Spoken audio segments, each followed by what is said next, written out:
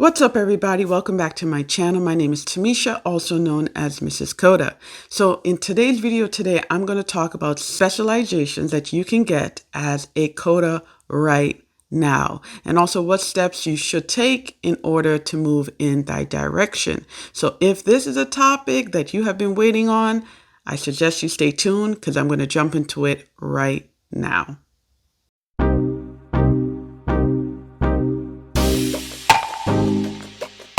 All right, guys, so here we go. I'm not going to waste any time. I'm going to jump right into it. So everything that I mentioned in this video, like I said, you can do right now. Obviously, it's going to require some hours. It's going to require some training, but this is definitely meant for a certified COTA. The first one I'm going to mention is Assistive Technology Professional. So that's the ATP. That's what that stands for.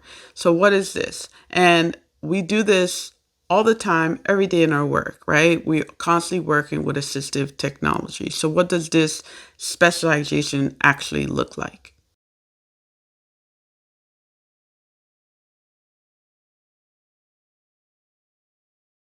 All right, so I'm going to go ahead, I'm going to jump right into their website, and I'm going to give you a little bit of insight into the requirements to be a ATP, okay? So, okay, guys, so here we are. We are at this website that provides you with ATP exam eligibility requirements. Like I said, I'm going to have all this information in the description below with the links, so you can really take your time and go through it. Of course, if you are OT and you have a master's degree, this is definitely something you can do, but this video is tailored to my COTAs. So if you have a bachelor's degree in rehab science, okay, this is where we would fall under. It's about 15 hours, 1,500 hours in 6 years. If you have an associate degree, which most of you do have, it's 3,000 hours in 6 years, okay? I won't really read through all of this, but this kind of gives you a good breakdown as well as the work experience that you're going to need for this. So definitely take the time and go through this website, which is going to really give you more in-depth knowledge. All right. Now, this is saying, one thing I want to mention is this is within this time frame. I think people look at this and are like, oh my gosh, 6 years? No, guys, this is saying 3,000 hours in a total of 6 years. All right. So like I mentioned, this is stuff that you can get started on right now as you are working. All righty. All right. So the second one is Seating and Mobility Specialist, SMS.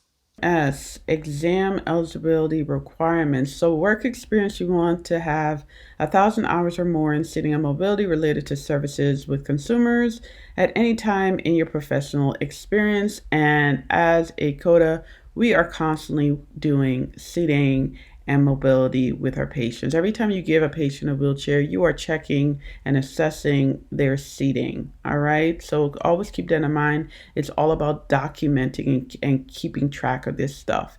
Also, it says here 2 types of professional activities below you have completed within the past 5 years. So you definitely want to look into continuing education, client service delivery, advocacy, mentorship, and so on and so forth. Again, I'm not going to go through everything, but this is kind of just giving you here in a nutshell. So the next one is Neuro-Developmental Treatment Certification. So let's take a look at this one. This one, you are going to be working with stroke and brain injury patients. You are going to need to be NDT certified. You also can work with cerebral palsy patients, all right? So this website is going to take you through the application and what you need to get certified. So if we go down here, it's going to tell you about the requirements. You're going to need to maintain membership You're going to need to obtain 20 hours of continual education within 3 years of certification time period. I guess they're very big on seminars and distant learning credits, which is probably a good thing that you can do. Being remote, you can just do things online, which is great. So this one is a little bit more in depth, but it is also really good to add and to kind of transition if you're looking to specialize. All right. All right, the next one is Certified Aging in Place Specialist, called CAPS for short. This one I feel like most of us are familiar with. This is making sure that seniors can spend longer time at home. So really you're working on modifying your home modifications. You're checking to see what hazards might be there and how you can remove those hazards and how to support the seniors to live in their home longer with less care in the most, I should say, in the least restrictive environment. Okay. So one thing I want to mention with CAPS, they have a nice little course breakdown it from CAPS 1, 2, and 3. So with the course, you're going to be going through marketing and communication with the aging in place. That's considered CAPS 1. And then detailed concepts and livable homes and aging in place. That's considered CAPS 2. And then what's considered CAPS 3 is details and solution for livable homes and aging in place. Okay. So they have a nice little breakdown of the course that you would need to take in order to get certified. So you would submit your application fee online, completion of online CAPS graduation application, that's also online. So everything I'm providing you guys, I'm going to leave a link below. But to make sure that this video is not too long, I probably won't go to every single website, but just know that this is a really cool specialty that if you wanted to branch off and do something a little bit different from just the day-to-day clinical, CAPS would definitely be it. Next one is Certified Brain Injury Specialist. Now for this one, you're going to need 500 hours of current verifiable direct contact experience with individuals that have sustained a brain injury. That's going to be through your paid employment or maybe an academic internship, maybe volunteer work. The class is currently about $325.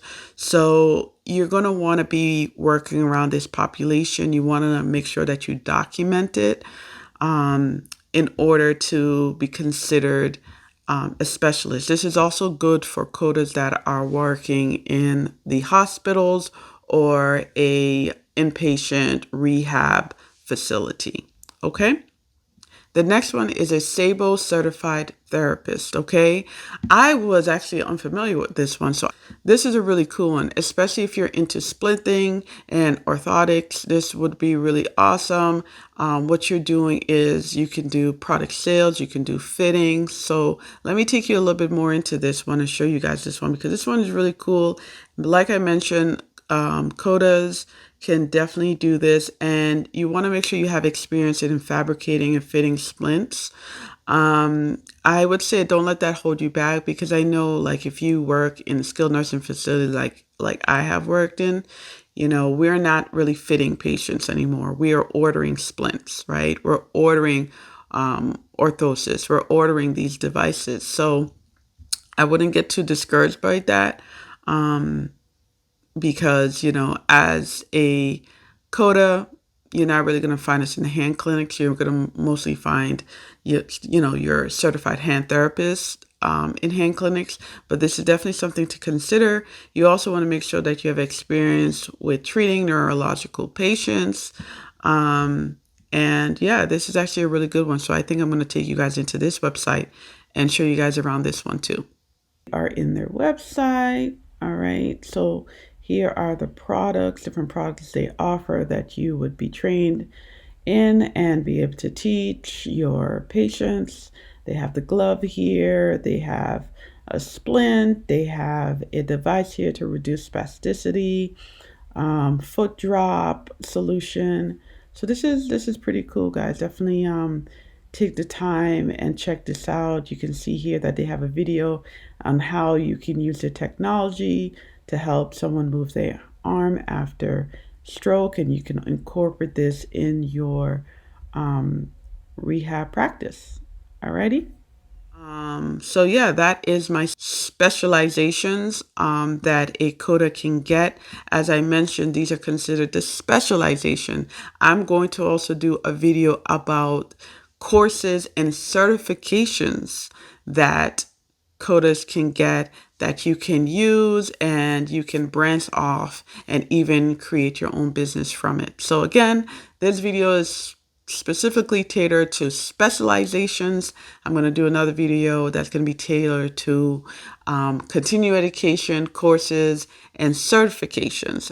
More certifications, I should say, that coders can get, especially if they want to expand on their resume. So guys, I hope that this video was helpful. I hope that it was insightful. If you have any questions, definitely go ahead and leave me comments below. And until next time, bye-bye.